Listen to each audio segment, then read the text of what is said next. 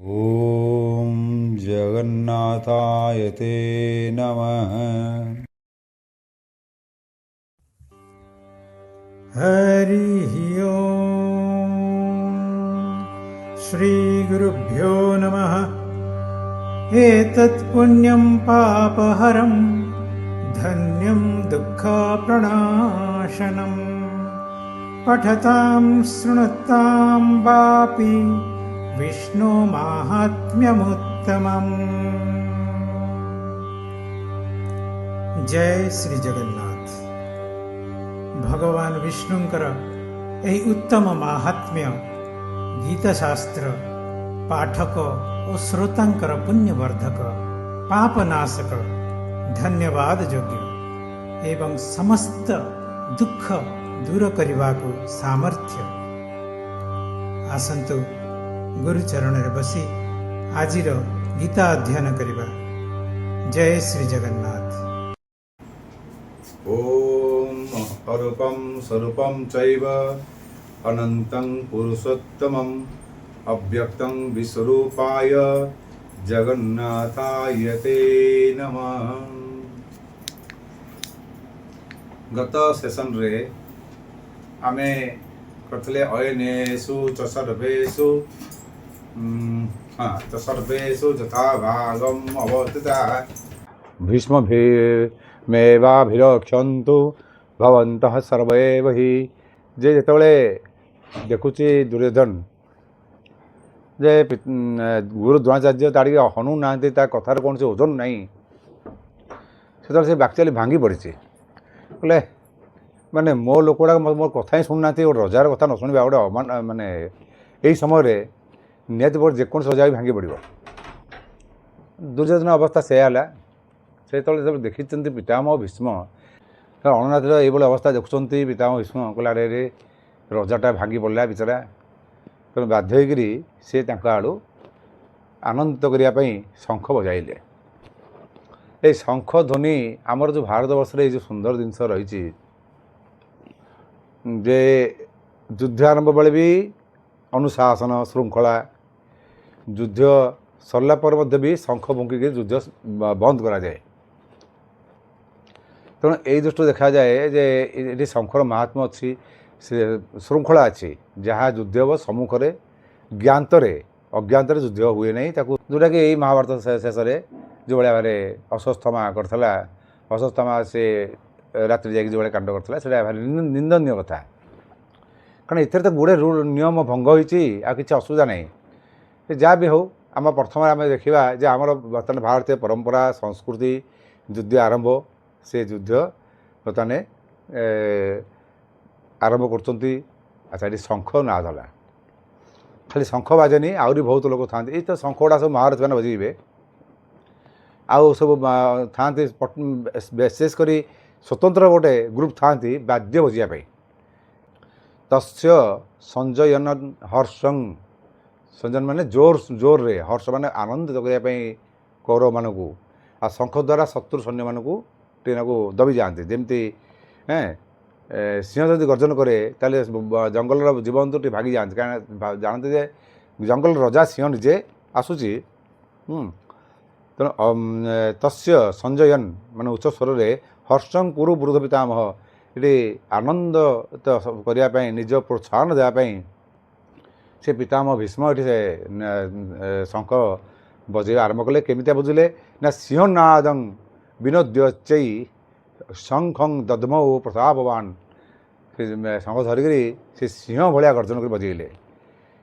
सत कह गले से जदि रणभूमि जब जंगल कहुए ताल सेठार केवल आमर भगवान श्रीकृष्ण छाड़दे आ समस्त समक्ष कक्ष कहीं नथिले पितामह भीष्म ही सिंह पिला थे।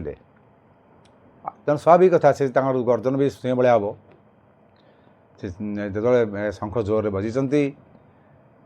तापरे देखु आम युद्ध आउ गए नियम अच्छी जे वयस्क ज्येष्ठ से शंख मुखी आरंभ करेंगे आउपर अन्य शंख मुखी आरंभ करेंगे गोटे गोटे कर अन्य बाद्य मैंने बाजे युद्ध आरंभ है। ये अन्य ये शीतर कहला से पितामह को सुरक्षा देवाई କାହିଁ କହିଥିଲା ଦୁର୍ଯ୍ୟୋଧନ ନା ଶ୍ରୀଖଣ୍ଡି ସକାଶେ, କାରଣ ପିତାମହକୁ ସୁରକ୍ଷା ଦେବା ଆବଶ୍ୟକ ନାହିଁ, କିନ୍ତୁ ଶ୍ରୀଖଣ୍ଡି ଯଦି ପଳେଇ ଆସେ ତାହେଲେ ପିତାମହ ରହିଯିବେ, ବାଣ ଚଲେଇବେନି। ଏଇ ଦୃଷ୍ଟିରୁ ସେ କହିଥିଲା ସବୁଆଡ଼ ଜଗ, ଶ୍ରୀଖଣ୍ଡି ବି ନ ଆସୁ। ମୁଁ ଶ୍ରୀଖଣ୍ଡି ବିଷୟରେ ଆଜି କହିବି।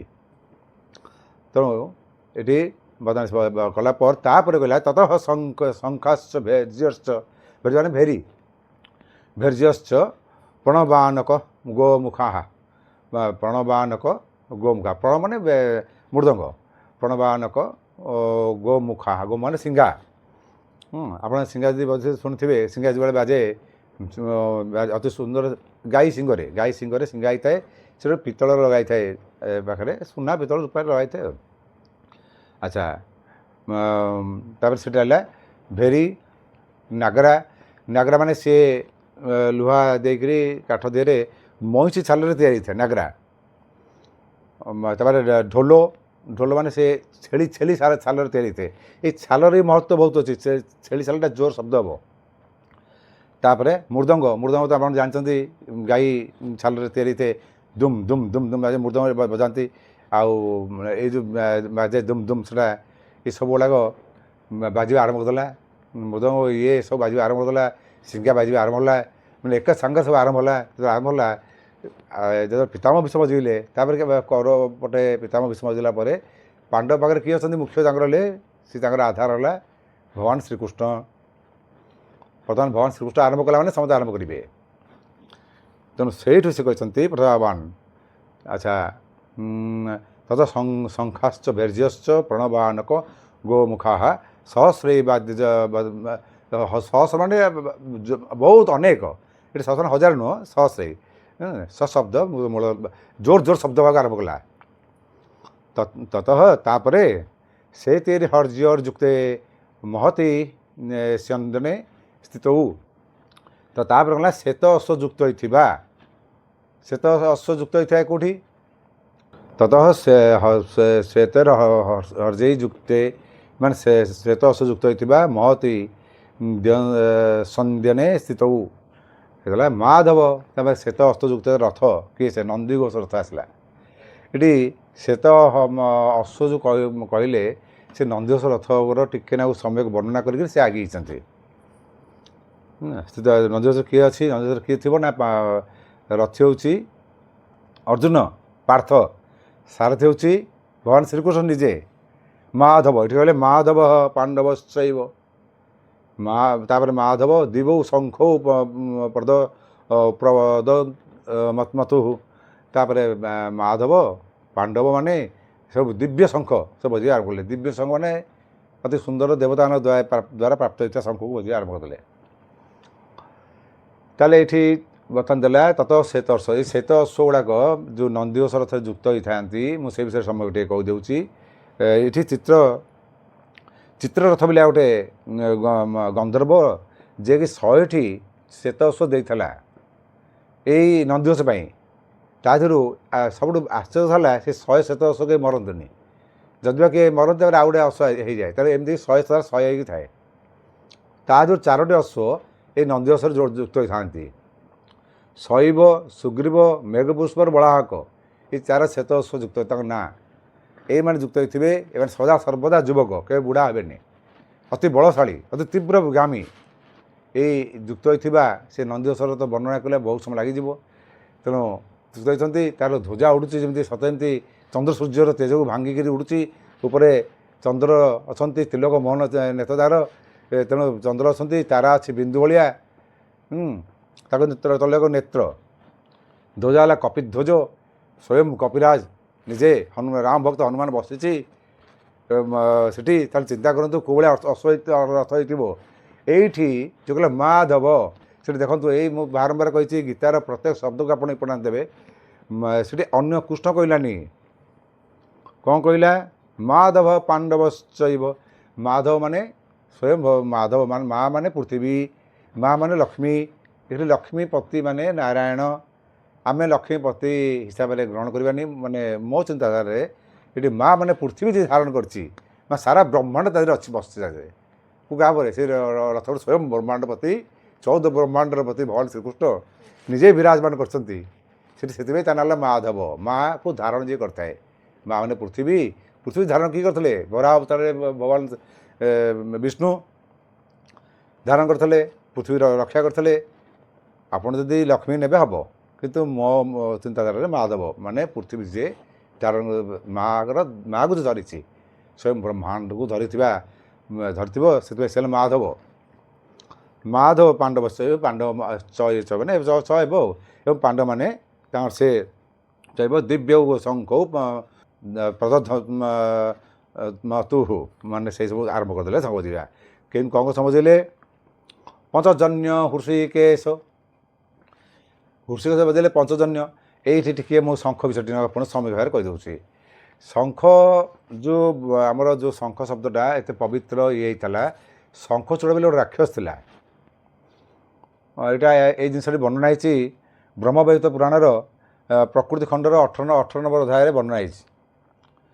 ଏଇ ଯେ ଶଙ୍ଖଚୂଡ଼ ନାମକ ରାକ୍ଷସକୁ ମାରିବା ପାଇଁ ଭଗବାନ ସ୍ୱୟଂ ଶଙ୍କର ନିଜେ ଶିବ ତାକୁ ମାରିଥିଲେ ଏବଂ ତାକୁ ମାରିକି ସମୁଦ୍ର ଗର୍ଭରେ ପକାଇଥିଲେ।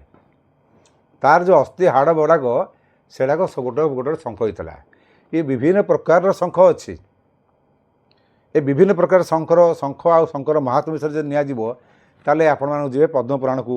ପଦ୍ମପୁରାଣର ଦ୍ୱାଦଶ ଅଧ୍ୟାୟରେ ସ୍ପଷ୍ଟ ଭାବରେ ଏଇ ଶଙ୍ଖର ମାହାତ୍ମ୍ୟ, ବିଭିନ୍ନ ପ୍ରକାର ଶଙ୍ଖର ରୂପ ଚିହ୍ନିବାର ଇଏ ସବୁ ଦିଆଯାଇଛି।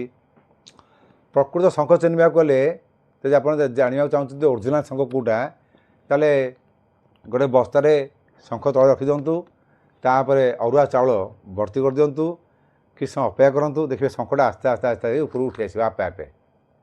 ଏଇଟା ମୁଁ ବହୁତ ଥର ପରୀକ୍ଷା କରିଛି, ହେଇଛି, ଅନେକ ଥର ପରୀକ୍ଷା କରିଛି। ଅରିଜିନାଲ୍ ଶଙ୍ଖ ରଖିବେ, ତାପରେ ଚାଉଳ ପକାଇଦେବେ, ତାପରେ ଦେଖିବେ କିଛି ସମୟ ପରେ ଆସ୍ତେ ଆସ୍ତେ ଶଙ୍ଖଟା ଉପରକୁ ଉଠି ଆସିବ।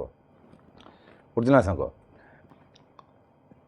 ଏଇ ଯେଉଁ ଶଙ୍ଖ ବିଭିନ୍ନ ପ୍ରକାର ଶଙ୍ଖ, ସେଥିରେ କ'ଣ କଲା, ମୁଁ 2-3 ପ୍ରକାର ଶଙ୍ଖର ନାଁ ମନେ ଅଛି, ମୁଁ କହିଦେଉଛି।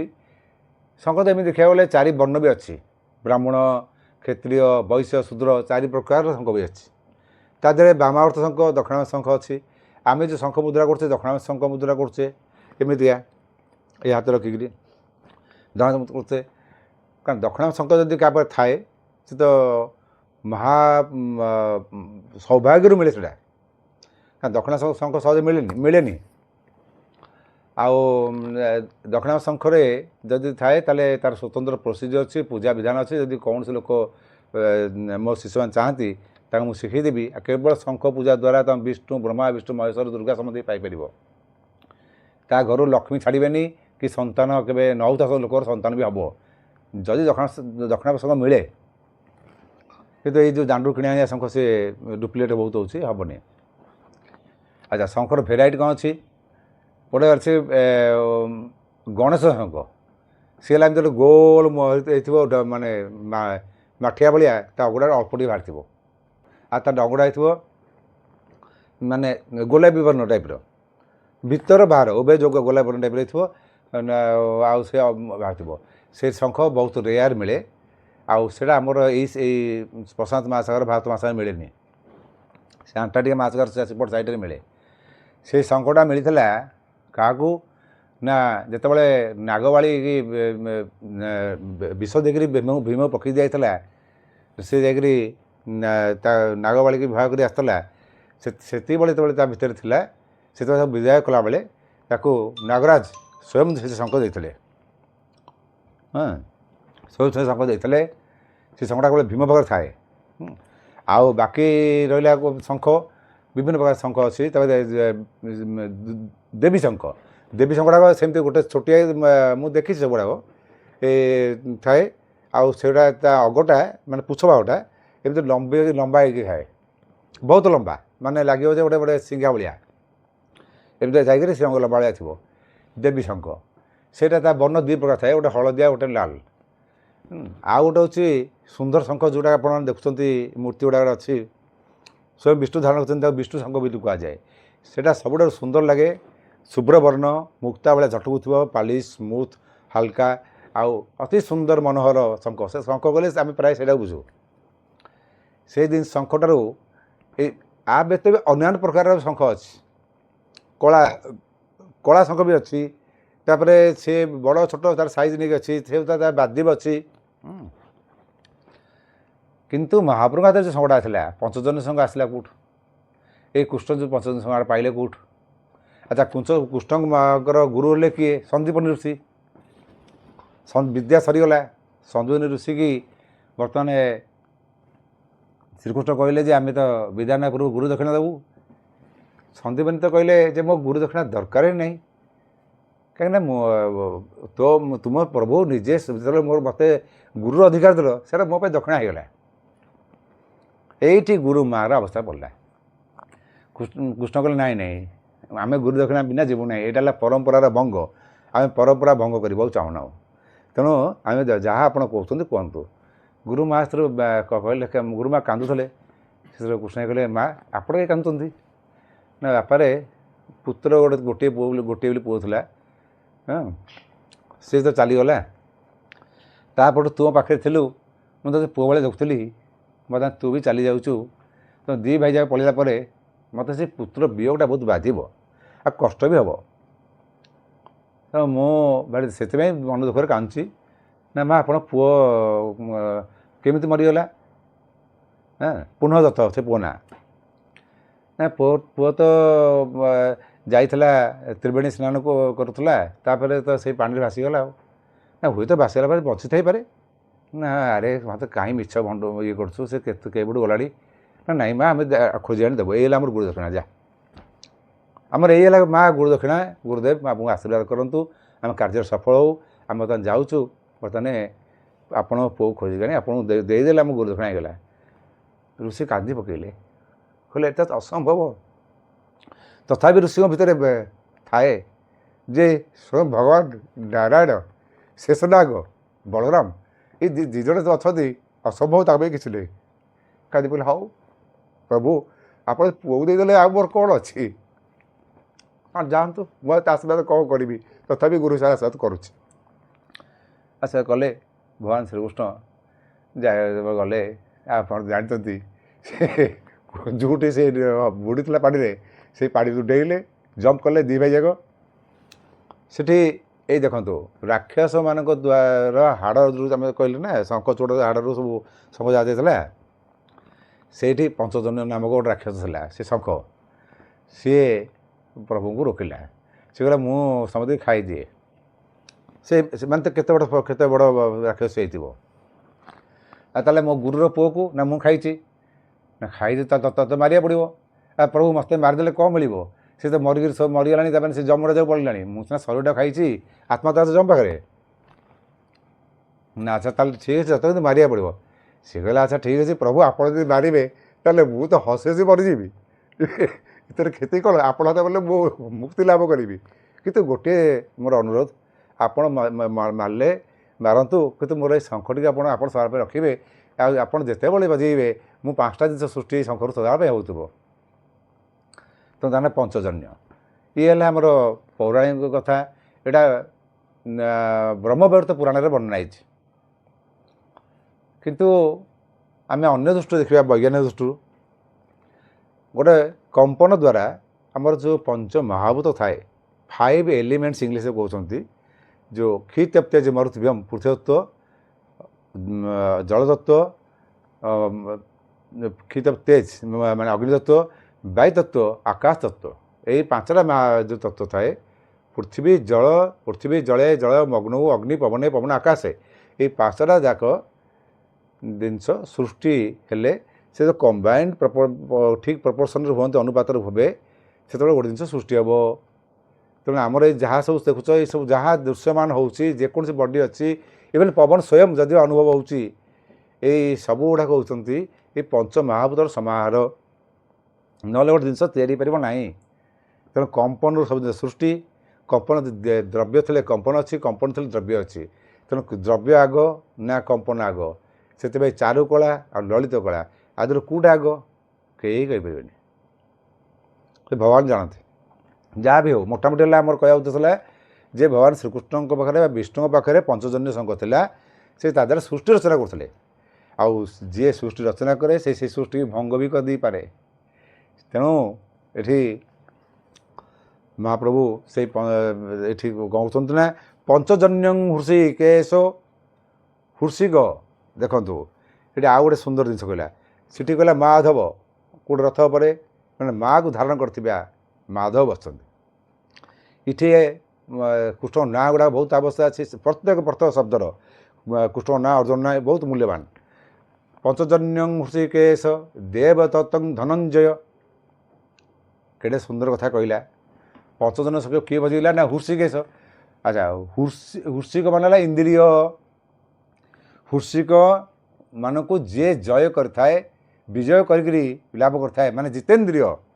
ଏଠି ଜିତେନ୍ଦ୍ରିୟ ମାନେ କିଏ? ଭଗବାନ ଶ୍ରୀକୃଷ୍ଣ ଜିତେନ୍ଦ୍ରିୟ, ସେ ତାଣିଲେ ହୃଷିକେଶ। ଯେ ଜିତେନ୍ଦ୍ରିୟ ହେଇକରି ସଦା ବିଜୟ ଲାଭ କରିଥାଏ, ପରାଜୟ ନାହିଁ, ସେ ହେଲା ହୃଷିକେଶ। ସିଏ ବଜେଇଲେ ପଞ୍ଚଜନ୍ୟ ଶଙ୍ଖ। ତାପରେ କିଏ ବଜାଉଛି? ଦେବଦତ୍ତଂ ଧନଞ୍ଜୟ। ଦେବଦତ୍ତଙ୍କୁ ତ ଆପଣ ଶବ୍ଦରୁ ଜାଣିପାରୁଥିବେ, ଦେବତାମାନଙ୍କର ଦ୍ୱାରା ଦିଆଯାଇଥିବା ଦେବଦତ୍ତ ଶଙ୍ଖ। ଦେବଦତ୍ତ ମାନେ ଦେବତାମାନଙ୍କୁ ଦିଆଯାଇଥିବା ଦେବଦତ୍ତ ଶଙ୍ଖ। ତାହେଲେ ଦେବଦତ୍ତ ଶଙ୍ଖ କାହାକୁ ହେଲା? ଧନଞ୍ଜୟ। ଆଚ୍ଛା, ଏଠି ଅର୍ଜୁନ ନ କହିକି ଧନଞ୍ଜୟ କୁହାଗଲା।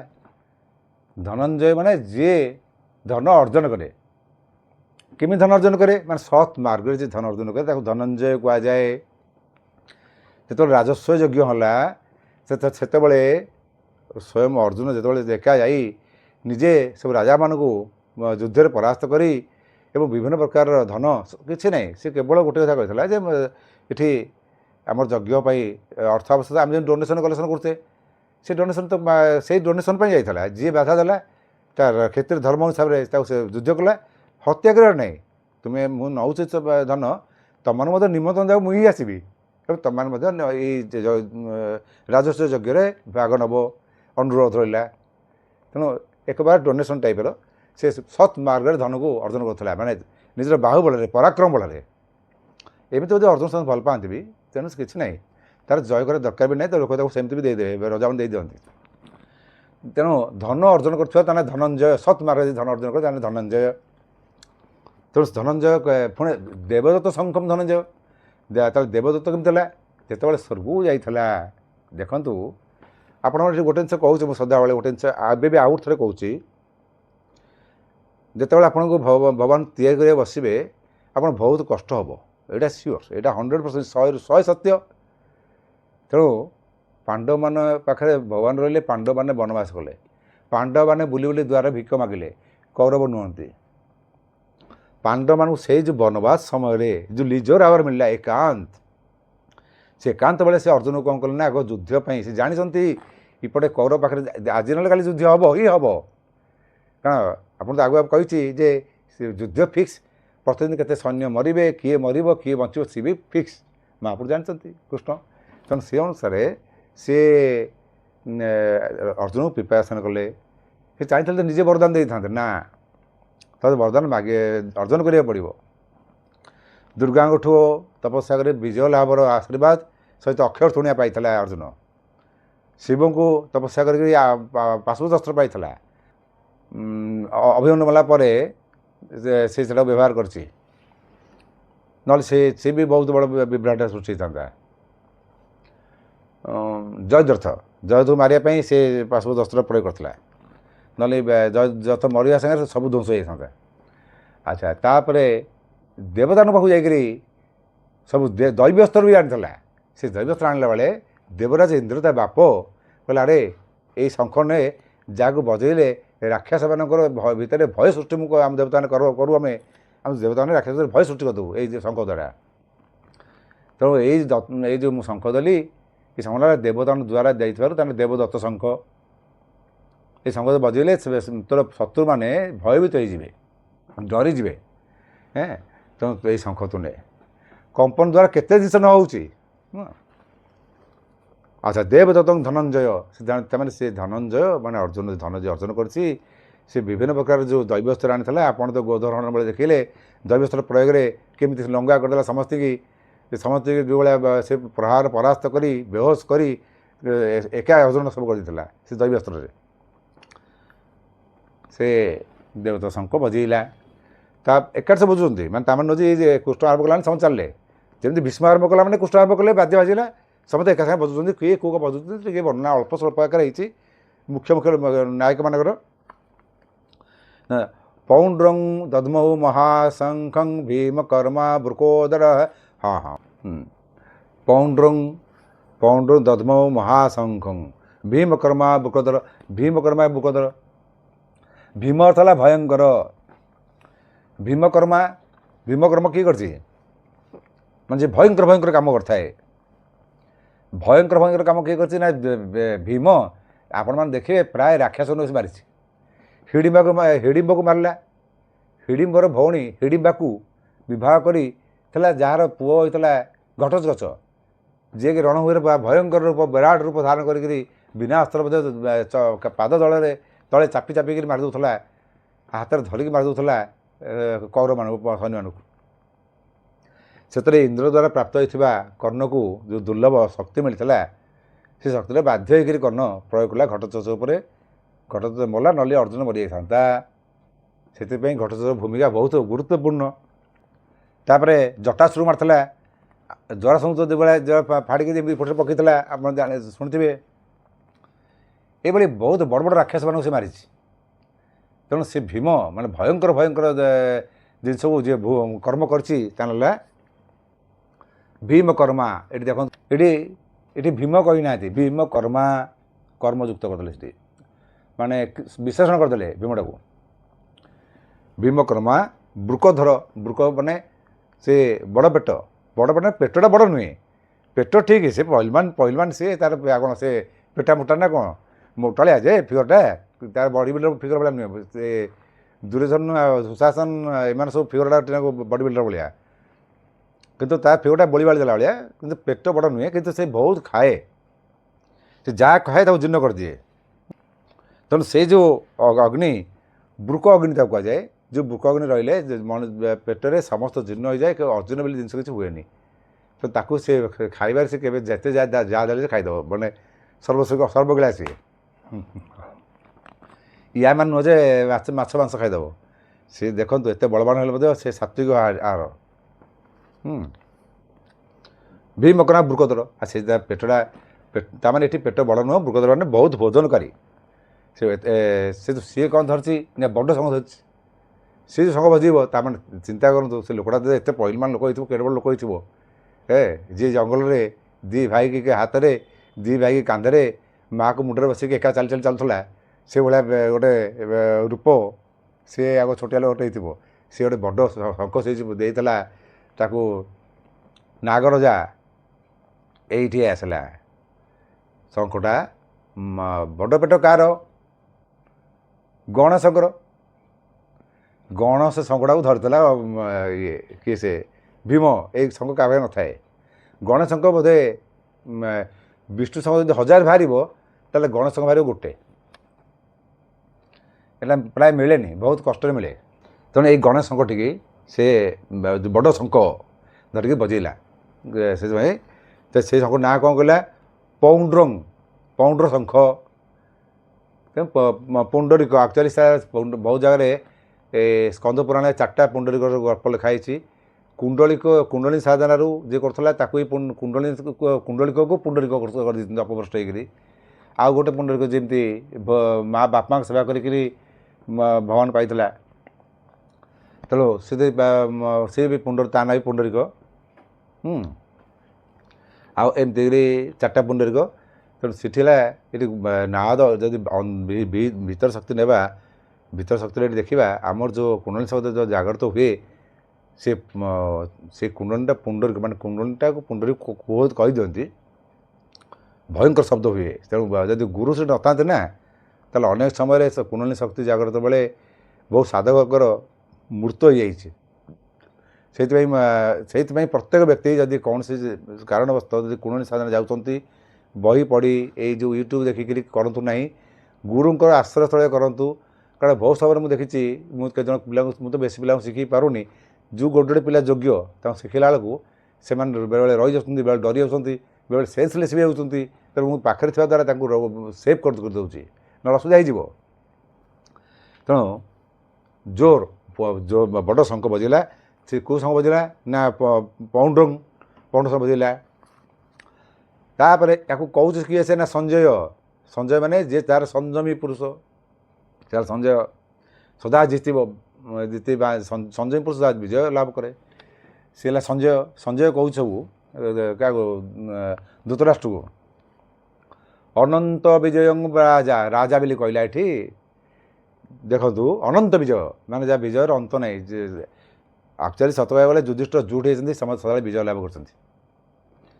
ଦକ୍ଷ ଯେଉଁ ପାଣି ଦେଉଥିଲା ସେଠି ଭୀମ ବି ବେହୋସ୍ ମାନେ ମରିଗଲା, ଅର୍ଜୁନ ମରିଗଲା, ନକୁଳ ସହଦେବ ସବୁ ମରିଗଲେ। ମହାଭାରତର ଏଇ ଯେଉଁ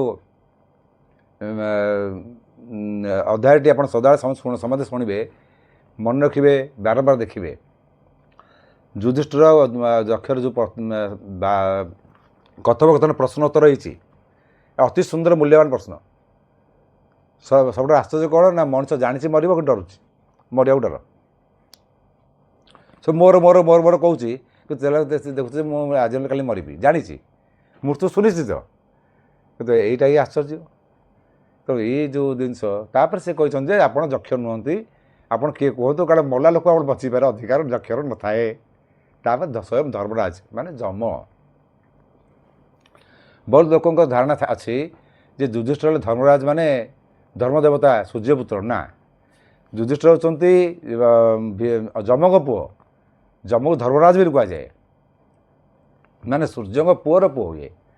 ତେଣୁ ଏମିତି ହେଲେ ଯୁଧିଷ୍ଠିର ମଧ୍ୟ ନାତି ହେବେ ସୂର୍ଯ୍ୟର, କିନ୍ତୁ ସୂର୍ଯ୍ୟଙ୍କର ଡାଇରେକ୍ଟ ସନ୍ତାନ ହେଉଛି ସ୍ୱୟଂ କର୍ଣ୍ଣ।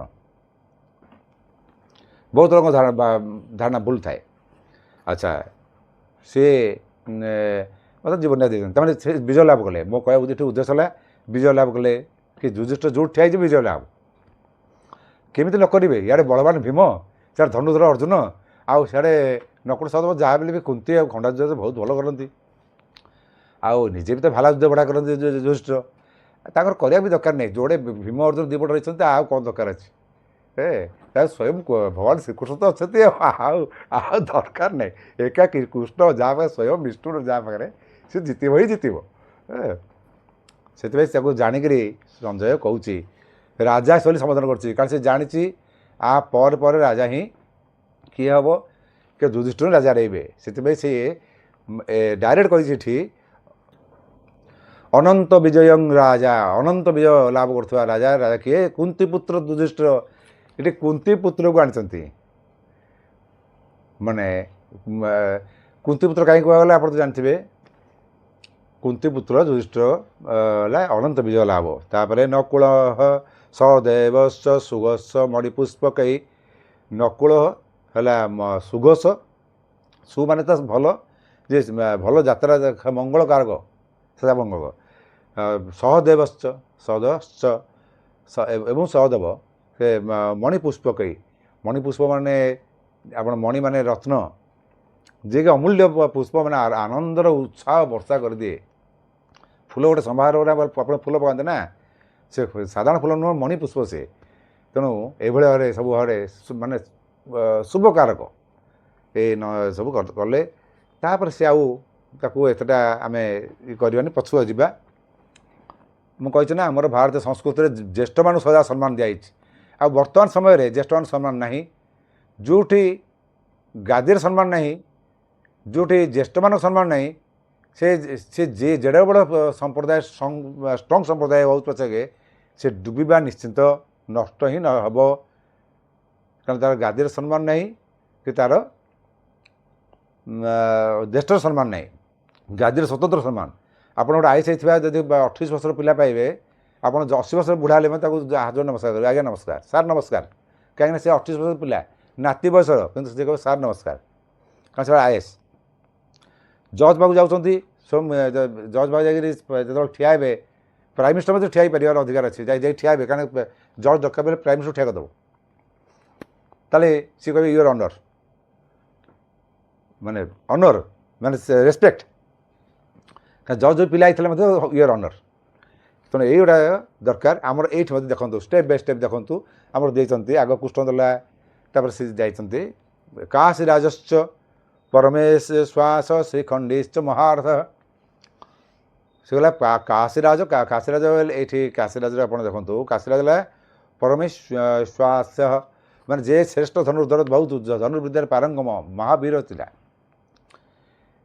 ତାପରେ ଶ୍ରୀଖଣ୍ଡୀ ରଖିଲା। ଶ୍ରୀଖଣ୍ଡୀ ହେଲା କାହା ପୁଅ? ଶ୍ରୀଖଣ୍ଡୀ ହେଉଛି ଦ୍ରୌପଦୀର ପୁଅ ପ୍ରଥମ, ମାନେ ସେ ହେଉଛି ପୁଅ ନୁହଁ ଝିଅ ଥିଲା। ସେଇଟା ଆଜି ମୁଁ ଏଇନେ କହୁଛି ତୁମ ଆପଣଙ୍କ ଆଗରେ। ସମୟ ବହୁତ ଅଛି, ଆରାମସେ ମୁଁ କହିଦେବି। ଆଜି ଆମ ବାପାଙ୍କ ଶ୍ରାଦ୍ଧ, ସେଥିପାଇଁ ମୁଁ ବହୁତ ବ୍ୟସ୍ତ ଅଛି। ଏଇନେ ବ୍ରାହ୍ମଣ ଭୋଜନ ପରେ ଆମର ସବୁ ଖାଆ ପିଇ ହେବ, ସେଥିପାଇଁ ମୁଁ ଆଉ ଟିକେ ତଥାପି ମଧ୍ୟ ବି ମୁଁ ଏଇଟା ସୁନ୍ଦର କଥାଟି ଆପଣଙ୍କ ଆଗରେ ବ୍ୟକ୍ତ କଲେ ଆପଣ ବୁଝିପାରିବେ। କାଶୀ ରାଜାଙ୍କର 3ଟା ଝିଅ ଥିଲା, ଅମ୍ବା, ଅମ୍ବିକା, ଅମ୍ବାଳିକା। ଏଇଠି ପିତାମହ ଭୀଷ୍ମଙ୍କର ଟିକେ ନାକୁ ଅସୁବିଧା ହୁଏ କ'ଣ ନା, ଯେହେତୁ ସମସ୍ତେ ଜାଣିଛନ୍ତି ପିତାମହ ଭୀଷ୍ମକୁ କେହି ପରାଜୟ କରିପାରିବେନି, ସେତେବେଳେ ତାଙ୍କ ଯୁବକ ସମୟଟା ସିଏ କ'ଣ କଲେ ନା, ତାଙ୍କର ଯେଉଁ ମା ସତ୍ୟବତୀ, ସେ ଜଣେ ମା ଆକ୍ଚୁଆଲି ସେ ତାଙ୍କର ସ୍ତ୍ରୀ ଭଳିଆ ବୟସର, କିନ୍ତୁ ଯେହେତୁ ତାଙ୍କ ବାପା ବିବାହ କରିଛନ୍ତି ତାଙ୍କ ମା ସମ୍ମାନ ସେ ଦିଅନ୍ତି। ତାଙ୍କ ଅରସ ଯେଉଁ ଜନ୍ମ ହୋଇଥିଲେ ଚିତ୍ରଅଦା ବିଚିତ୍ର ବୀର୍ଯ୍ୟ, ସେ ଯୋଡ଼ାଯାକ ପାଇଁ ଗଲେ କନ୍ୟା ଖୋଜି ବା ଏଇଠି ପିତାମହ ଭୀଷ୍ମ ଏଇଟା ଜମା ନ୍ୟାୟଯୁକ୍ତ ନୁହେଁ। କାରଣ ରଜାଙ୍କର ନିୟମ ହେଲା ସେମାନେ ନିଜେ ଯାଇକି ନିଜେ ବାହୁବଳ ଜିତିକି ଆଣିବେ ଝିଅକୁ। ସେଠି ପିତାମହ ଭୀଷ୍ମ ଯିବାଟା ଠିକ୍ ନୁହେଁ। ଆଉ ଯେତେବେଳେ ପିତାମହ ଭୀଷ୍ମ ପଡ଼ିଗଲେ ତାଙ୍କୁ କିଏ ନଡ଼ିବ। ତଥାପି ଅମ୍ବାକୁ ଭଲ ପାଉଥିବା ଗୋଟେ ରଜା ଥିଲା, ଯିଏକି ପିତାମହ ଭୀଷ୍ମକୁ ଅବରୋଧ କଲା। ପିତାମହ ଭୀଷ୍ମ ଭାବିଲେ କ'ଣ ମତକୁ ରଖିଲାଣି, ଯୁଦ୍ଧ କଲେ, ତାକୁ ମାରିଲେନି, ହାରିଥାନ୍ତା, ହାରି ବି ଗଲା। ଆଉ ସେ ବୁଝିପାରିଲାନି ଯେ ଏଇଠି ଲୋକମାନେ ବୁଝିପାରିବେନି, କାରଣ ଏ ତ ବ୍ରହ୍ମଚାରୀ ଲୋକ ନା, ସେ ଏଇଟା ଏଇ ଜିନିଷଟା ବୁଝିପାରନ୍ତିନି। ସେ କହିଲେ ସେ ଜାଣିପାରୁନି ଯେ ସେ କାହିଁକି ତାକୁ ପଚାରି ଦେଇଥାନ୍ତେ, ଆରେ ବା ତୁ କାହିଁ ରଖୁଛୁ ମୋତେ, କ'ଣ ମୋତେ ତୋର ଉଦ୍ଦେଶ୍ୟ କ'ଣ? ତମେ ଯଦି ପଚାରିଥାନ୍ତେ ଆରେ ତମେ ଭିତରୁ କିଏ ଚାହୁଁଛ କି ଆଉ କେଉଁଠି ବିବାହ କରିବା ପାଇଁ, ସେଇଟା ବି ପଚାରିନାହାନ୍ତି, ଡାଇରେକ୍ଟ ଗଲେ ଆଣିଲେ। ଏଇ ଜିନିଷ ବି କରିଥିଲେ ସେ ଧୃତରାଷ୍ଟ୍ର ପାଇଁ ବି ସେଇଆ କରିଥିଲେ। ସିଧା କହିଲେ ଯେ ତୋ ଝିଅକୁ ବର୍ତ୍ତମାନ ମୋ ଧୃତରାଷ୍ଟ୍ର ବିବାହ କର। ତା କଥା ନ ଭାବି ପାରିକିରି ସେ ଗାନ୍ଧାରୀ ଆସିକି ବାହା ହେଇଥିଲା। ସେଥିପାଇଁ ରାଗିକିରି ଗାନ୍ଧାରୀ ଗଲା, ଆଖିରେ ଅନ୍ଧପୁଟୁଳି ଦେଇଥିଲା। ସେ ବହୁତ ପାଲା ଏଇ 2-3 କେତେଟା ଜାଗାରେ ସେ ମାନେ କହିଛନ୍ତି, ସେ ଏତେବେଳେ ଗୁରୁତ୍ୱ ଦେଇନଥାନ୍ତି। ସେଇ ଅମ୍ବା ବର୍ତ୍ତମାନ ହେଲା କାହାର ଝିଅ ଥିଲା ନା, କାଶୀରାଜା। ଏଇ କାଶୀରାଜାର ଏଠି ଆଉ ଗୋଟେ ଜିନିଷ ହେଲା ଯେ ପିତାମହ ଭୀଷ୍ମକୁ କୁରୁବୃଦ୍ଧ କୁହାଯାଇଛି। ଯେଉଁ କୁରୁବୃଦ୍ଧ ଥିଲେ ସବୁଠୁ ବଡ଼ ଥିଲେ ସେଠି ଶାନ୍ତନୁଙ୍କ ବଡ଼ ଭାଇ ବାଲିକ ଥିଲେ ସବୁଠୁ ବয়োଜ୍ୟେଷ୍ଠ, ମାନେ ତାଙ୍କ ଭୀଷ୍ମଙ୍କର ବଡ଼ ବାପା। ବାଲିକ ଥିବା ସମୟରେ ଆମେ ପିତାମହ ଭୀଷ୍ମକୁ କୁରୁବୃଦ୍ଧ କହିବାଟା କେତେଦୂର ଠିକ୍? ଆକ୍ଚୁଆଲି ରଣଭୂମି ଦୃଷ୍ଟିରୁ ଦେଖିବାକୁ ଗଲେ, ବାସ୍ତବ ଦୃଷ୍ଟିରୁ ହେଲେ ରଣଭୂମି ଦୃଷ୍ଟିରୁ ପିତାମହ ଭୀଷ୍ମ ଭଳିଆ ପ୍ରତାପୀ ତେଜବାନ ପୁରୁଷ ଯୋଦ୍ଧା ସେ ସମୟରେ ଆଉ କେହି ନଥିବାରୁ ସେଠି ବାଲିକି ମଧ୍ୟ ନିଜେ କହିଛନ୍ତି ଯେ ତାକୁ ଗୁରୁତ୍ୱ ଦିଆଯାଉ। ମୋତେ ସେ ତ ବୟସ୍କ ଲୋକ, କ'ଣ ତାଙ୍କର ଅଛି ଆଉ। ସାନ ଭାଇ ତ ମରିଗଲାଣି ଶାନ୍ତନୁ, ଆଉ ନିଜ ପୁଅ ତ ମରିଗଲା। ନିଜ ପୁଅ କିଏ? ସୌମଦତ୍ତୀ ଯାହାକୁ କହିଥିଲେ, ସମୁଦ୍ର ଭୂରିଶ୍ରବା, ତାଙ୍କ ପୁଅ ହେଲା ସମତ ମରିଗଲାଣି, ସେ ଆଗରୁ ମରିଯାଇଛି। ଏଠି ଯୁଦ୍ଧରେ ରଣଭୂମି ଭିତରେ ଅଛନ୍ତି ବାଲିକ, ମାନେ ଅଛି ପୁଅ ତ ଚାଲିଯାଇଛି, ସମଦତ୍ତି ଚାଲିଯାଇଛି, ସମଦତ୍ତୀ ମାନେ କିଏ ନା ଭୂରିଶ୍ରବା, ଋଷି ଭୂରିଶ୍ରବା। ସେ ସମଦତ୍ତି ଅଛି, ସମଦତ୍ତି ମାନେ ଭୂରିଶ୍ରବା ଅଛନ୍ତି, ଆଉ ବାଲିକ ଥିଲେ। ସିଏ ଏତେ ଏପର୍ଯ୍ୟନ୍ତ ସେ ହେଲେ ଭୀଷ୍ମକୁ ଦିଆଯାଉ। ଏବେ ସମସ୍ତେ ବି ଦେଇଛନ୍ତି, ଭୀଷ୍ମ ତ ସେନାପତି, ସେ ଦୃଷ୍ଟିରୁ କୁରୁବୃଦ୍ଧ ବି କୁହାଯାଇଛି। ଏଠି ସେ କିଛି ଅସୁବିଧା ନାହିଁ, ସମ୍ମତି କ୍ରମେ କରାଯାଇଛି। ଆଚ୍ଛା, ଏଠି ଆମର କହିବା ଥିଲା, ମୁଁ କହିଛି ନା ଜ୍ୟେଷ୍ଠ ଆଡ଼କୁ ଗଣାଯାଏ। ସେ ଯେଉଁ ଅମ୍ବା ଯେତେବେଳେ ବିଫଳ ହେଲା, ପିତାମହ ଭୀଷ୍ମକୁ କହିଲା ଯେ ମୁଁ ଅମୁକ ସେଇ ରଜା ଯେଉଁ ଯୁଦ୍ଧ କରି ହାରିଗଲେ, ମୁଁ ତାଙ୍କୁ ଭଲ ପାଉଥିଲି, ବିବାହ କରିଥାନ୍ତି, ଆପଣ ତ ଜବରଦସ୍ତି ନେଇ ଆସିଲେ। ନା ତାହେଲେ ତ ଗୋଟେ ଭୁଲ ହେଇଗଲା, ମୋତେ ସେଇଟା କହିବାର ଥିଲା। ନା ଆପଣଙ୍କୁ କହିବା ମୁଁ ସାହସ କରିପାରିଲିନି। ନା ତାହେଲେ ବ୍ୟସ୍ତ ନାହିଁ, ମୁଁ ନିଜେ ନେଇକି ଛାଡ଼ିଦେବି। ମାନେ ଦେଖନ୍ତୁ, ପିତାମହ ଭୀଷ୍ମ ଭଳିଆ ଗୋଟେ ମହାନ ପୁରୁଷ ମିଳିବା ବହୁତ କଷ୍ଟ। ବେଳେବେଳେ ଏମିତି ଭୁଲ ହେଇଯାଏ ସେଗୁଡ଼ାକର, ଆଉ ସେଇ ଭୁଲ ପାଇଁ ମଧ୍ୟ ତାଙ୍କ ଜୀବନ ଦେବାକୁ ପଡ଼େ। ଏଇଟା ବଡ଼ ଦୁଃଖ ଲାଗେ। ନେଇକିରି ଅମ୍ବାକୁ ଗଲାବେଳକୁ ସେ ରଜା ରାଣୀ କହୁଛି ଯେ ଆମର ଯେଉଁ ପେଟରେ ସନ୍ତାନ ଯଦି ପୁଅ ହୁଏ, ତାହେଲେ ପିତାମହ ଗଙ୍ଗାପୁତ୍ର ଭୀଷ୍ମଙ୍କର ନାଁ ହେଉଛି ଦେବବ୍ରତ, ତାହେଲେ ଆମ ପୁଅର ନାଁ ଦେବବ୍ରତ ରଖିବା। ପିତାମହ କାହାଣୀ ଶୁଣିଲେ ମାନେ କେତେ ସମ୍ମାନ ସେ ରଜା ଦେଉଛି ପିତାମହ ଭୀଷ୍ମକୁ। ଅମ୍ବା ଯାଇକରି ପିତାମହ ଭୀଷ୍ମ ଯାଇକି ରିକ୍ୱେଷ୍ଟ କଲେ, ଅନୁରୋଧ କଲେ ଯେ ପୁତ୍ର ବି ଡାକନ୍ତି, କାରଣ ଏମିତି ସମ୍ମାନ ଦୃଷ୍ଟିରୁ ରଜା ବି କହିଛନ୍ତି ତମେ ତମର ଆକୁ ଗ୍ରହଣ କର, ଅମ୍ବାକୁ ଗ୍ରହଣ କର। କହିଲେ ନା ଆମର କ୍ଷେତ୍ର ଧର୍ମରେ ଯେ ହାରିଯାଏ ତାର ନୁହେଁ, ଆପଣ ଯେତେ ନୁହେଁ ଆପଣଙ୍କ ସେଇଟା। ଯେତେ ବହୁତ ବୁଝିଲେ ସେ ବି ବୁଝିଲାନି। ତାପରେ ସେ ପିତାମହ ଭୀଷ୍ମ କହିଲେ ଅମ୍ବାକୁ, କହିଲେ ସେ ତ ସମସ୍ତେ ସମ୍ମାନ ଦିଅନ୍ତି, ଅମ୍ବେ କଥା ତୁମେ ନିଜେ ଚିନ୍ତା କରିକି ଯାହାକୁ କହିବ ମୁଁ ତାକୁ ବିବାହ କରିବି, ସସମ୍ମାନ ସହିତ କରିବି, ତୁମେ ନିଜେ କୁହ। ଅମ୍ବା ଆଉ କାହାକୁ ଏମିତି କ'ଣ ପଡ଼ିଛି ଗୋଟେ ଲୋକ ଯାହା ଯେତେବେଳେ ଭଲ ପାଇଯିବ ନା କ'ଣ? ତେଣୁ କହିଲା ନା ଆପଣ କ୍ଷେତ୍ରୀୟ ନିୟମ ଦୃଷ୍ଟିରୁ କହିଲା ଯିଏ ଜିତିଗଲେ ସେ ବିବାହ କରିବ, ତେଣୁ ଆପଣ ଜିତିଗଲେ ଆପଣ ମୋତେ ବିବାହ କରିବେ। ନା ମୁଁ ବିବାହ କରିବି, ମୁଁ ତ ପ୍ରତିଜ୍ଞାବଦ୍ଧ। ନା କାହିଁକି ତାହେଲେ ଜିତି ନଥିଲେ? ଏଇଠି ଯଦି ସେ ଭୀଷ୍ମ ନିଜ ଦୁଇ ପିଲାକୁ ନେଇ ସାଙ୍ଗରେ ଯାଇଥାନ୍ତେ, ଦୁଇ ପିଲାକୁ ତାଙ୍କ ପରାକ୍ରମ ଅନୁସାରେ ବିବାହ କରି ଧରି ଆସିଥାନ୍ତେ, ଉଚିତ ଥିଲା। ନିଜେ ପଳେଇଲେ ଯାଇକି ତିନିଟା ଯାକ, ଯଦି ତୁମ ଯୋଡ଼େ ଦରକାର ଥିଲା ତିନିଟା ଯାକ ଧରିକି ଆସୁଥିଲ କାହିଁକି? ଏ 3 ଜଣ ଧରି ପଳେଇଲା। ଆଚ୍ଛା ଯିଏ 2 ଭଉଣୀ ଦିଦି ବାହା ହେଇଗଲେ, ଏଇ ଝିଅଟିରେ ବଡ଼ ଝିଅଟି ରହିଗଲା ଅମ୍ବା। ତାହେଲେ ଏମିତି ହେଇକି ଲାଷ୍ଟକୁ ଅମ୍ବା କହିଲା ତାହେଲେ ମୁଁ ଆପଣ ବିବାହ କରିକି ରହିବି। ନା ମୁଁ ବିବାହ କରିବିନି। ସେତେବେଳେ କହିଲା ଆଚ୍ଛା ଠିକ୍ ଅଛି ମୁଁ ତୁମ ଗୁରୁ ପାଖକୁ ଯିବି। କହିଲା ତଥାପି ପିତାମହ ଭୀଷ୍ମ କହିଲେ ହଉ, କିନ୍ତୁ ପିତାମହ ଭୀଷ୍ମ ଦୁଃଖିତ ସେଥିପାଇଁ ନୁହେଁ ଯେ ସେ ଅନୁତପ୍ତ ବି। ସେ ପରଶୁରାମ ଗଲେ, ପରଶୁରାମକୁ ଡାକି ଶିଷ୍ୟ ପଚାରିଲେ ବିବାହ କର। ନା ନାଇଁ ଗୁରୁଦେବ କ୍ଷମା କରିବେ, ବିବାହ କରିବେନି। ଅତି ଭଦ୍ର, ଅତି ମାନେ ସ୍ୱଭାବ ବି ବହୁତ ସୁନ୍ଦର ସ୍ୱଭାବ। ଗୁରୁ କହିଲେ ମୋ ସାଙ୍ଗେ ଯୁଦ୍ଧ କରିବାକୁ ପଡ଼ିବ। ନା ଗୁରୁଦେବ ଆପଣ ଜାଣିଛନ୍ତି ତ ମୋର ଇଚ୍ଛା ମୃତ୍ୟୁ, ତଥାପି ଆପଣ ଯଦି ଆଜ୍ଞା ଦେଉଛନ୍ତି ମୁଁ ଯୁଦ୍ଧ କରିବି, ଯଦି ହାରିଯିବି ତ ବିବାହ କରିବି, ଆପଣ ଯାହା କହିବେ ତାହା କରିବି, ଯାହା କହିବେ। ଯୁଦ୍ଧ ବି ହେଲା, କିନ୍ତୁ ପିତାମହ ଭୀଷ୍ମ ପାଖରେ ଗୋଟେ ତାଙ୍କର ମାଆ ଯେଉଁ ଅସ୍ତ୍ର ଦେଇଥିଲେ ଗଙ୍ଗାଙ୍କର, ସେ ଅସ୍ତ୍ରକୁ କାଟିବା ପାଇଁ ପରଶୁରାମ ପାଖରେ ନଥିଲା କୌଣସି ଅସ୍ତ୍ର। ଦ୍ୱିତୀୟରେ ସେତେବେଳେ ସେ ପରଶୁରାମ ମଧ୍ୟ ତାଙ୍କ ଶକ୍ତି ଛାଡ଼ି ସାରିଲେଣି। ରାମ ଅବତାର ବେଳେ ପରଶୁରାମ ରାମକୁ ତାଙ୍କର ସବୁ ଶକ୍ତି ଦେଇସାରିଛନ୍ତି। ଆଉ ତାପରେ ଯେଉଁ ବିଷ୍ଣୁ ଅଂଶଟା ଥିଲା ସେ ଆଉ ନାହିଁ, ସେ ରାମକୁ ଦେଇସାରିଛନ୍ତି। ସେ ଖାଲି ଜଷ୍ଟ ଏମିତି ସାଧାରଣ ଭାବରେ ଋଷି ଥିଲେ, ହେଲେ ମଧ୍ୟ ପରଶୁରାମ, ଯାହାହେଲେ ବି ପରଶୁରାମ। ଆଉ ହାରିଗଲା ପରେ ତ ବାଧ୍ୟ ସେ କହିଲେ ମୁଁ ତ ପଛ ଉଞ୍ଚା ଦେବିନି, ମୋତେ ମାରିଦେ। ସେ କହିଲା ମୁଁ ଗୁରୁ ହତ୍ୟା କରିପାରିବିନି, ତେଣୁ ତୁ ସାଇଡ଼୍ ହେଇଯା ପଳେଇବି। ସେ କହିଲା ଠିକ୍ ଅଛି। ସେ ଜିତିକି ମଧ୍ୟ ବି ନିଜେ ହାରିଲା ଭଳିଆ ସାଇଟ୍ ଗୋଟେ ପାଖି ଗଲେ, ମାନେ ପାଖିଗଲା ପରେ ପରଶୁରାମ ତାଙ୍କୁ କ୍ରସ୍ କରି ପଳେଇଗଲେ। ଯାହାହେଲେ ତ ପରଶୁରାମ ହାରିଲେ ବୋଲି ସ୍ୱୀକାର କଲେ। କହିଲେ ଆସିଗଲା ଅମ୍ବାକୁ, କହିଲେ ଅମ୍ବା ମୁଁ ହାରିଗଲି। ଅମ୍ବା ଆଶ୍ଚର୍ଯ୍ୟ ହେଲା, ପରଶୁରାମ ଭଳିଆ ଯୋଦ୍ଧାକୁ କିଏ ହରିଲା? ପିତାମହ ଭୀଷ୍ମ। ଅମ୍ବାର କିଛି ରାସ୍ତା ହିଁ ନାହିଁ, ଆଉ ଭୀଷ୍ମକୁ କିଏ ହରିଲେ ସେ ବାହାବି। ଯାଇକରି ସେ ଗଙ୍ଗାରେ କଠୋର ତପସ୍ୟା କଲା ଶିବଙ୍କୁ, ଶିବ ପାର୍ବତୀ ଉଭୟଙ୍କୁ। ଶିବ ପାର୍ବତୀ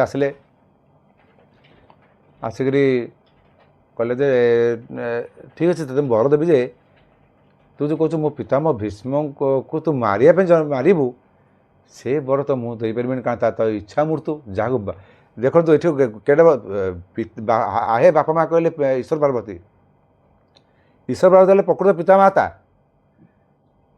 କିନ୍ତୁ ଯାହାକୁ ନିଜ ଜନ୍ମିତ ବାପ ଯାହାକୁ ଅମର କରିଦିଏ, ତା ଆଗରେ ସ୍ୱୟଂ ଜଗତର ବାପ ସ୍ୱୟଂ ଶିବ ଶଙ୍କର ଭୋଲେନାଥ ବି ଫିକା ପଡ଼ିଯାଆନ୍ତି। କହିଲେ ମୁଁ ତାକୁ ମାରିବା ପାଇଁ ତୋତେ ବରଦାନ ଦେଇପାରିବି ନାହିଁ, କିନ୍ତୁ ତୋ ଦ୍ୱାରା ସେ ମରିବାର ବରଦାନ ଦେଇପାରିବି। କାରଣ ତୁ ତା ମାରିପାରିବୁନୁ, କିନ୍ତୁ ତୋ ଦ୍ୱାରା ସେ ମରିବ। ନା ପ୍ରଭୁ ଆପଣ ଏବେ କ'ଣ କହୁଛନ୍ତି ମୁଁ ବୁଝି ହିଁ ପାରୁନି। ମୁଁ ବୁଝିବା ଦରକାର ନାହିଁ, ତୋର ସକାଶେ ସେ ମରିବ, କିନ୍ତୁ ତତେ ମୁଁ ଝିଅରୁ ପୁଅ କରିଦେଇପାରିବି। ଝିଅରୁ ପୁଅ କେମିତିଆ? ନା ତୁ ବର୍ତ୍ତମାନ ମୋ ସମୟ ଯା, ମାନେ ସେ ତାମାନେ ସେ ଶରୀରଟାକୁ ସେ ତ୍ୟାଗ କଲା, ପୁଅ ହେଇଯିବ। ତା ଦ୍ରୁପଦର ପ୍ରଥମେ ଝିଅ ହେଇକି ଜନ୍ମ ହେଲା ଅମ୍ବା। ସେ ଶ୍ରୀଖଣ୍ଡୀକୁ ସେ ପିଲାବେଳକୁ ଆଉ କେବେ ଝିଅ ହିସାବରେ ତ ରଖିଲେନି, ତାକୁ ପୁଅ ଭଳିଆ ବେଶ କରିଲେ। ଶିକ୍ଷା ଫିକ୍ଷା ସବୁ ସେ ପୁଅ ବେଶରେ ପାଇଲା। ତା ନାଁ ମଧ୍ୟ ସେ ଦେଇଥିଲେ ଶ୍ରୀଖଣ୍ଡୀ। ଖଣ୍ଡିତ ହେଇଥିବାରୁ ଶ୍ରୀଖଣ୍ଡୀ। ଶ୍ରୀର ତ ଶୁଭ ନା, ଏଇଟା ସେ ଶ୍ରୀ ନୁହଁ, ଏଇଟା ସି ତାଲବେଶର ଅସ୍ୱୀକାର ଶ୍ରୀଖଣ୍ଡୀ। ତେଣୁ ସେ ଦଶାର୍ଣ୍ଣବ ଦେଶର ରାଜା ଯିଏ ହିରଣ୍ୟବର୍ମା, ତାଙ୍କର ଝିଅକୁ ବିବାହ କଲେ। ତାର ବିବାହରେ ହେଇଗଲା। ସେତେବେଳେ ଶ୍ରୀଖଣ୍ଡୀ କି ଏ ଚେଷ୍ଟା ବୈଦ ଦ୍ୱାରା ଚେଷ୍ଟା କରୁଥାନ୍ତି ଝିଅର ପୁଅ କରିବା ପର୍ପଜରେ ଉଦ୍ଦେଶ୍ୟରେ। ତା ପାଇଁ ସମୟ ଲାଗିବ ନା। ସେ ଯେତେବେଳେ ବିବାହ କରି ଆସି ଦେଖିଲା ଯେ ଏଇଟା ଗୋଟେ ନପୁସକ ବିବାହ କଲା, ତମେ ବାପକୁ ଜଣେଇଲା। ବାପ ବିରକ୍ତ ହେଇଗଲା। କିଏ? ହିରଣ୍ୟବର୍ମା ବିରକ୍ତ ହେଇକରି ଗଲା ଯୁଦ୍ଧ ଘୋଷଣା କଲା। ତାଙ୍କ ତ ରଜାମାନେ ତ ଯୁଦ୍ଧ କରିବେ ନା। କହିଲେ ମୋ ଝିଅ ସାଙ୍ଗରେ ଏଇଭଳିଆ ତୁମେ କାହିଁକି କଲ? ତୁମେ ନପୁସକ କାହିଁ ମୋ ଝିଅ ବାହା କରିଲ, ତମ ପୁଅ ସାଙ୍ଗେ ତମ ପୁଅଟା ନପୁସକ। ତାପରେ ଶ୍ରୀଖଣ୍ଡୀ ମନଟା ଭାରି ଦୁଃଖୀ ହେଇଗଲା। ସେ କହିଲା ଆରେ ମୋ ସକାଶେ ମୋ ବାପ ଆଜି ନଢ଼ିକିରି ମରିବ। କାରଣ ସେତେବେଳେ ହିରଣ୍ୟବର୍ମା ଗୋଟେ ବହୁତ ବଡ଼ ଯୋଦ୍ଧା ଥିଲା ଦ୍ରୁପଦ ରାଜା ଠାରୁ। ସେ ଭାରି ଦୁଃଖୀ ଯାଇକରି ସେ ଜଙ୍ଗଲକୁ ପଳେଇଲା। ସେ ସ୍ଥୂଳକର୍ଣ୍ଣ ବୋଲି ଆଉ ଗୋଟେ ଯକ୍ଷ ସାଙ୍ଗରେ ଭେଟ ହେଲା। ସ୍ଥୂଳକର୍ଣ୍ଣ ବୋଲି ଯକ୍ଷ ସାଙ୍ଗରେ ଭେଟ ହେଲା। ସେ ଯକ୍ଷ ତାକୁ ମାରିବାକୁ ଆସିଲା। କହିଲା ତ ମୋତେ ମାରିଦେ, ମୁଁ ତା ମରିବାକୁ ଆସିଛି ଜଙ୍ଗଲକୁ। କହିଲା କିଏ ଆଶ୍ଚର୍ଯ୍ୟ କଥା, କି ତୁ ମରିବୁ କାହିଁକି? ନା ଏଇସବୁ କଥା ନା ଏ ସାଧାରଣ କଥା ତ। ଆଚ୍ଛା ମୁଁ କିଛି ଦିନ ପାଇଁ ତୋତେ ମୋ ପୁରୁଷତ୍ୱ ତୋତେ ଦେଇଦେଉଛି, ତୋ ସ୍ତ୍ରୀଟାକୁ ମୁଁ ନେଇଯାଉଛି। ହଁ ବହୁତ ବଡ଼ କୃପା। ଯକ୍ଷର ପୁରୁଷତ୍ୱ ମାନେ କେତେ ବଡ଼ ମାନେ ପୁରୁଷତ୍ୱ ତାର ଥିବ। ତାକୁ ସେ ପୁରୁଷତ୍ୱ ଦେଇଦେଲା, ତା ସ୍ତ୍ରୀତ୍ୱ ନିଜେ ନେଇଗଲା। କିଏ? ଯକ୍ଷ। ସ୍ଥୂଳକର୍ଣ୍ଣ ବିଲିକା। ପରବର୍ତ୍ତୀ ଷ୍ଟେଜ୍ରେ କ'ଣ ହେଲା ଜାଣିଛନ୍ତି? ଏଇ ହେଲା ପ୍ରକୃତିର ଖେଳ, ଭଗବାନଙ୍କର ଖେଳ। ଭଗବାନ ତାର ମାୟାର ଖେଳ ଦେଖନ୍ତୁ। ତାପରେ ଯାଇକରି ଏଥିରୁ ପୁରୁଷତ୍ୱ ନେଇ ଆସିଲା। ନେଇକରି ସେ ଶ୍ୱଶୁର ଘରୁ ଚାଲିଲା। ଶ୍ୱଶୁର ଯାଇକରି ନିଜର ପୁରୁଷତ୍ୱ ଦେଖେଇଲା ଯେ ମୁଁ ଏମିତି ଦେଖ ପୁରୁଷ। ପ୍ରମାଣ ହେଇଗଲା ଯେ ପୁରୁଷ, ସେ ନପୁସକ ନୁହେଁ।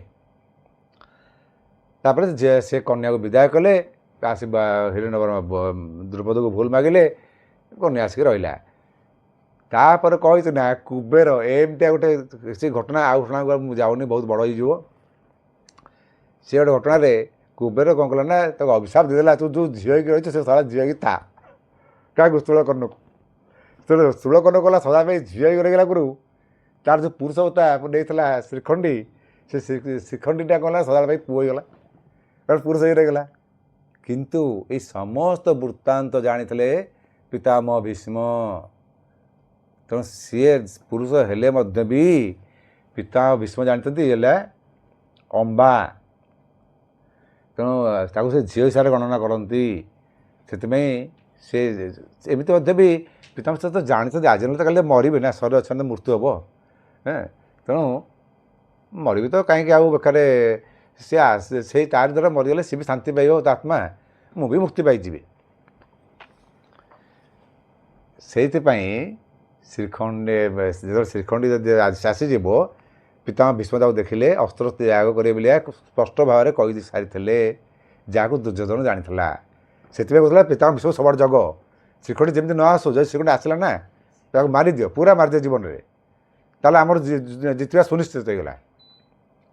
ଏଇଥିପାଇଁ ଭଗବାନ ଶ୍ରୀଖଣ୍ଡୀକୁ ଜଗା ଯାଇଥିଲା। ଶ୍ରୀଖଣ୍ଡୀ ସେଥିପାଇଁ ସେ ଯେତେବେଳେ ସରସଜ୍ଜା ବେଳେ ଆପଣ ଜାଣିଥିବେ ଯେ ଅର୍ଜୁନ ତା ରଥରେ ଶ୍ରୀଖଣ୍ଡୀକି ଆଣିଥିଲା ଏବଂ ସେ ଶ୍ରୀଖଣ୍ଡୀ ଠିକ୍ ପିତାମହ ଭୀଷ୍ମ ତୀର ମାରିଲା ବେଳକୁ ଠିଆ ହେଇଗଲା। କେବଳ ଠିଆ ହେଇଗଲା, ବାସ୍ ହେଇଗଲା, ଏନଫ୍। ତୀର ମାରିପାରିଲେ ଛାଡ଼ିଦେଲେ ଆଉ ସେଇଠି ଅସ୍ତ୍ର ତ୍ୟାଗ କରିଦେଲେ। ଏଇ ହେଲା ପିତାମହ ଶ୍ରୀଖଣ୍ଡୀର ବହୁତ ବଡ଼ ଭୂମିକା। ତେଣୁ ଏଠି ସେ କହିଲା ଯେ କାଶ୍ୟଶ୍ଚ ଶ୍ୱାସ ଶ୍ରୀଖଣ୍ଡୀଶ୍ଚ ମହାର୍ଥ ଦୃଷ୍ଟଦ୍ୟୁମ୍ନ ବିରାଟ। ତାପରେ ଦୃଷ୍ଟଦ୍ୟୁମ୍ନ ବିରାଟ ସାତ୍ୱକୀଶ୍ଚ ପରାଜିତ। ଏସବୁ ନାଁ ଗୁଡ଼ାକ ସବୁ ତ ଆଗରୁ କହିଛି। ଦ୍ରୁପଦ ଦ୍ରୌପଦେୟାଶ୍ଚ ଦ୍ରୁପଦ ମାନେ ଦ୍ରୁପଦ ଯା, ଦ୍ରୌପଦୀ ତାଙ୍କ ଝିଅ ଦ୍ରୌପଦୀ। ଦ୍ରୌପଦେୟାଶ୍ଚ ମାନେ ଦ୍ରୌପଦୀଙ୍କ ଯେଉଁ 5 ପୁଅ ତାଙ୍କୁ ବି ଆଗୁଆ କହିସାରିଛି। ଦ୍ରୌପଦେୟାଶ୍ଚ ସର୍ବଶଃ ପୃଥିବୀପତେ, ସବୁ ପୃଥିବୀ ମାନେ ପୃଥିବୀର ଗୋଟେ ବୀର ଭଳିଆ। ସହୋଦ୍ରଶ୍ଚ, ସହୋଦ୍ର ମାନେ ସହୋଦ୍ର ଆପଣ ଜାଣିଥିବେ, ମହାବାହୁ, ଲମ୍ବବାହୁ।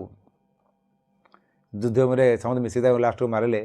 ଅଭିମନ୍ୟୁ 117 ବାଜି ଅଭିମନ୍ୟୁ ଭଳିଆ ଯୋଦ୍ଧା ଆସୁଛନ୍ତି। ଅବଶ୍ୟ ଭୀଷ୍ମ ସାଙ୍ଗେ ଯୁଦ୍ଧ କରିଛି। ଭୀଷ୍ମ କହିଲେ ବାଃ, ଆନନ୍ଦ ହେଇଗଲେ ତା ଯୁଦ୍ଧ ଦେଖିକିରି। ଆରେ ମୋ ଆଗରେ ତୋ ଭଳିଆ ଛୋଟିଆ ପିଲାଟା କେମିତି, ତୁ କିଏ ସେ? ନା ପିତାମହ ମୁଁ ହେଉଛି ଅର୍ଜୁନର ପୁଅ ଅଭିମନ୍ୟୁ। ଓହୋ, ବୁଢ଼ା ଯାହା ତା ଉର୍ଦ୍ଧ୍ୱ ଯାହା ହେଇଥିବ, ଆପଣ ଥରେ ଚିନ୍ତା କରନ୍ତୁ। କହିଲେ ଓହୋ ରେ ବିଧାତା, କ'ଣ କଲୁ? ଆରେ ତୋର ପିତାମହକୁ ମୁଁ କ'ଣ ତୋ ପିତାମହର ପିତାମହ ମୁଁ, ଯା ତୁ ମୋତେ ମାରିପାରିବୁନୁ କି ତୋତେ ମୁଁ ମାରିବିନି, ତୁ ମୋ ଆଗକୁ ଆସ ନା ଆଉ। ମାନେ ଦୁଃଖୀ ହେଇଗଲେ ବହୁତ। ତାଙ୍କ ଏଇଭଳିଆ ଗୋଟେ ମାନେ ନାତିର ନାତିକୁ ଯୁଦ୍ଧ କରିବାକୁ ଆଉ ସେ ଚାହିଁଲେନି। ତା ଯୁଦ୍ଧ ଦେଖିଛନ୍ତି ପିତାମହ ଭୀଷ୍ମ ଅଭିମନ୍ୟୁର।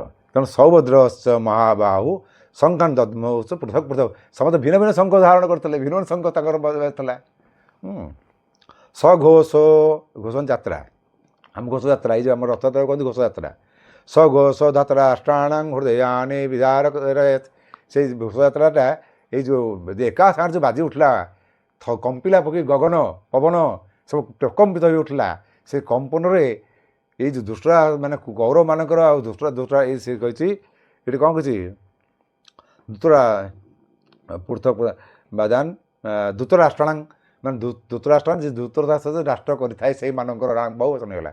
ରାଷ୍ଟ୍ରାଣାଂ ହୃଦୟାନି ବିଦାରୟେତ୍, ହୃଦୟ ବିଦାରିତ ହେଇଗଲା, ମାନେ ସତ ହୃଦୟ ଫାଟିଯିବ, ମରିଯିବେ, ଏଇଭଳିଆ ଭୟଙ୍କର ଭୟ ସୃଷ୍ଟି ହେଇଗଲା ତା ଭିତରେ। ମାନେ ତାମାନେ ଚିନ୍ତା କରନ୍ତୁ କୋଉଭଳିଆ ଥିଲା।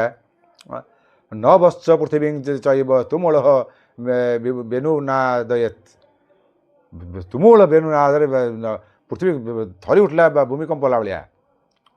ଅଥ ବ୍ୟବସ୍ଥାନ ଧୃତରାଷ୍ଟ୍ରାନ୍ କପିଧ୍ୱଜ, ତାପରେ କପିଧ୍ୱଜ କିଏ ସେ ନନ୍ଦିଘୋଷ, ଯଦି ପ୍ରବୃତ୍ତେ ଶସ୍ତ୍ର ସମ୍ପାଦେ ଧନୁର ଉଦ୍ୟମେ ପାଣ୍ଡବ ଉଠିକିରି ହୁର୍ଷେ କେତତା ବାକ୍ୟ ମିଦ ମହି ପଦେ। ତାପରେ ଆମେ ଆସନ୍ତା ସେସନରେ କରିବା କେମିତି ଅର୍ଜୁନ ତାପରେ ଉଠିଛି ଧନୁ ଧରିକିରି, ତାର କୃଷ୍ଣ ଚାଲନ୍ତୁ ଅସୁତ ଏବେ ଆରମ୍ଭ କରିବା। ଆଜି ଏଠି ଆଜିର ଅଧ୍ୟାୟ ବର୍ତ୍ତମାନ ଏଇଠି ରଖିବା। ତ ବ୍ରାହ୍ମଣ ଆସିଗଲେଣି, ତାଙ୍କୁ ଭୋଜନ ଦେଇକି ନିଜେ ବି ବର୍ତ୍ତମାନ ଭୋଜନ କରିବାକୁ ପଡ଼ିବ। ଜୟ ଜଗନ୍ନାଥ। ଯଦି ଆପଣମାନଙ୍କୁ ଆମର ଭିଡ଼ିଓଟି ପସନ୍ଦ ଆସିଛି ତେବେ ଏହିପରି ଭିଡ଼ିଓ ପ୍ରଥମେ ଦେଖିବା ପାଇଁ ଲାଇକ୍, ସେୟାର ଆଣ୍ଡ ସବସ୍କ୍ରାଇବ୍ କରି ପାଖରେ ଥିବା ବେଲ୍ ଆଇକନ୍କୁ ପ୍ରେସ୍ କରନ୍ତୁ। Thank you.